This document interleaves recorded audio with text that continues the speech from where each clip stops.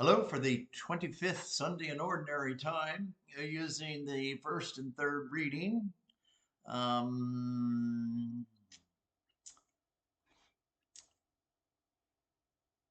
Wisdom, chapter 2, verse 12, and verses 17 to 20. And then Mark 9, 30 to 37. The title was, Who is the most obnoxious or the greatest person in your life? Who's that been?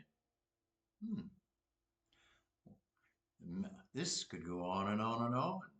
Who's the greatest and who's the most obnoxious?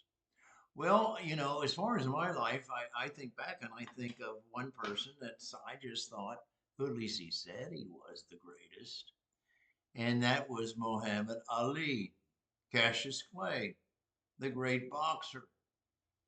I think he just died about 8 years ago in June. Um,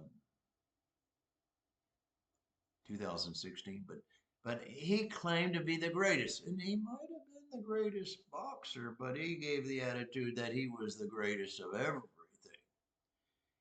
And honesty, I thought in the very beginning he was obnoxious and claimed to be the greatest. And he was a great boxer, and he was pretty doggone interesting. And in due time, later on, I think he mellowed and did some good things, and uh, he wasn't as bad as I thought. But at one time, I think he claimed to be the greatest, and I thought he was the most obnoxious. How about you? Who do you think is the greatest or the most obnoxious? I think it's very interesting in the gospel reading when Jesus is with his group, his apostles, and he sort of gets the drift of their conversation. And I don't know which one it was. We could guess, maybe all get different ideas, but they were saying, who was the greatest among them? Hmm. And that went against the grain of Jesus because his whole attitude and his whole approach to reality, he says, is the opposite of that. If you want to be the greatest and the first and the greatest, well, you got to be the last. And if you want everybody to bow down and worship you and say you're so great, well, you got to be the servant of all peoples. Wow. He says, they've been discussing among themselves on the way who was the greatest. Jesus was interested in his viewpoint, the viewpoint that the Heavenly Father was trying to tell him to teach the world at what really is important and what must be done. And he says, well, you got to not only be the first, you got to be the last.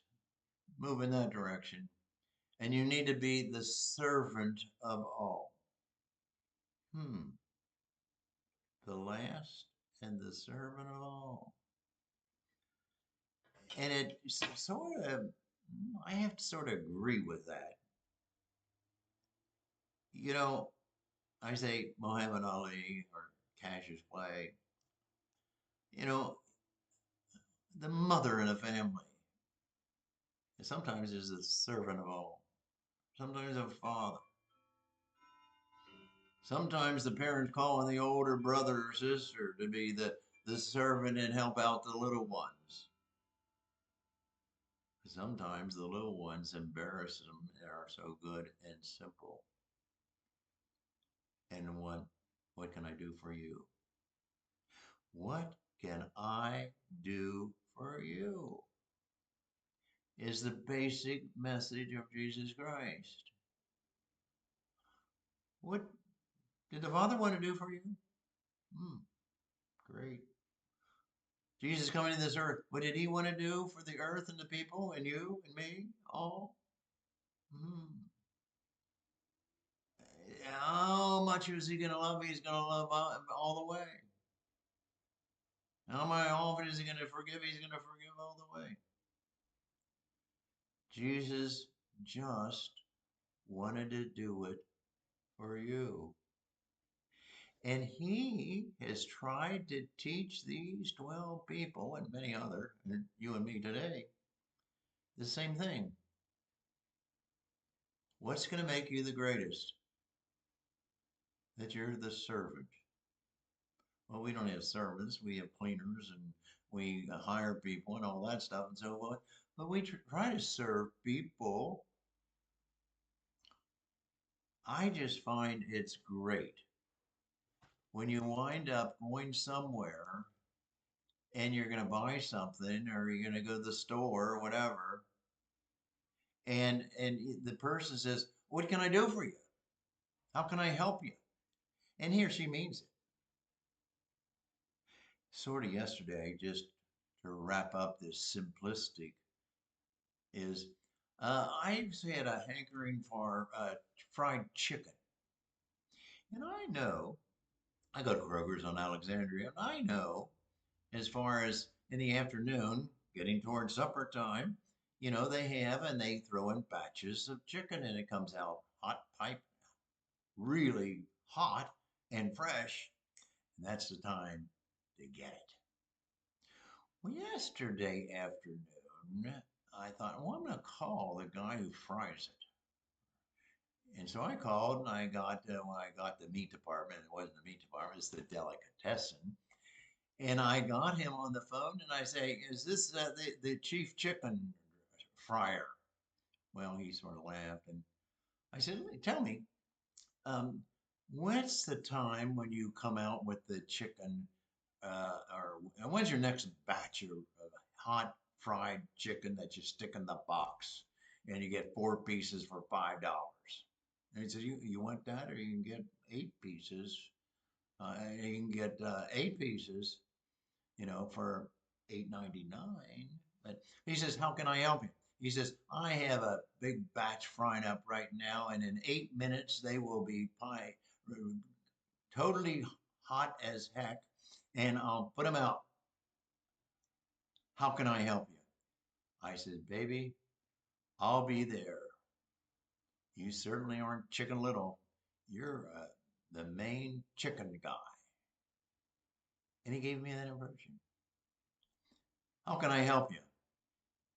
He didn't say, what the heck are you calling me for? Well, I got these chicken in 8 minutes. I got to take it out and so forth. And you're bugging me. And what the heck are you doing calling Kroger's and asking me what time my next chicken thing's coming out? Isn't that pretty simple? I think that's the attitude of Jesus Christ. To teach us to serve other people. So whether it's mom and dad, or it's the president or the pope, or it's the one who has the most money, or the one who is the pauper in the area or in our midst,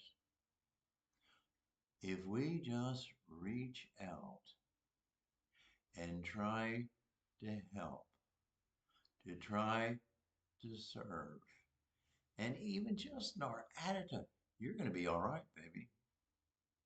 Boy, I think that God's going to judge us. Are you a servant or are you a dictator? Or do you try to help?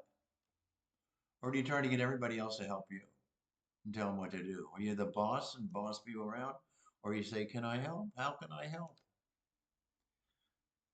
Bottom line. But baby, it makes a difference. That young man at Kroger's, the chicken fryer, gave me an insight into what Jesus is trying to tell these 12 apostles about how are they going to be great. And by golly, when they say, how can I help? That's certainly not obnoxious. Have a good day.